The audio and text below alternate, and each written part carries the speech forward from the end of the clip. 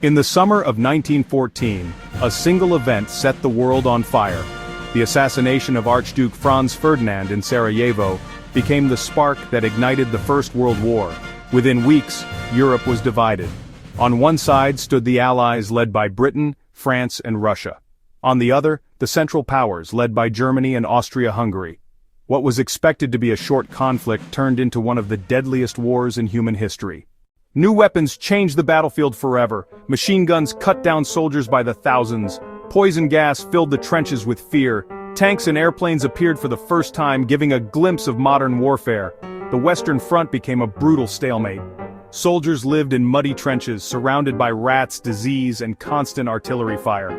The battles of Verdun and the Somme cost millions of lives, yet moved the front lines only a few miles. Meanwhile, the war spread far beyond Europe. Fighting erupted in Africa, the Middle East, and Asia. Colonies were drawn into the conflict, making it truly a world war. In 1917, the United States entered the war, tipping the balance in favor of the Allies. Fresh American troops and resources gave new strength to exhausted armies. Finally, in November 1918, the guns fell silent. The Central Powers surrendered, and peace negotiations began. The Treaty of Versailles in 1919 reshaped the world map. Germany was forced to accept blame for the war, pay massive reparations, and give up territory.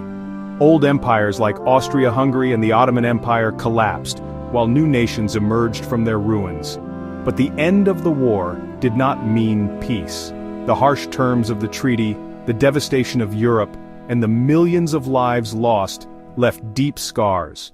These unresolved tensions would pave the way for an even greater conflict, World War II. The First World War claimed more than 16 million lives. It changed borders, destroyed empires, and revolutionized warfare.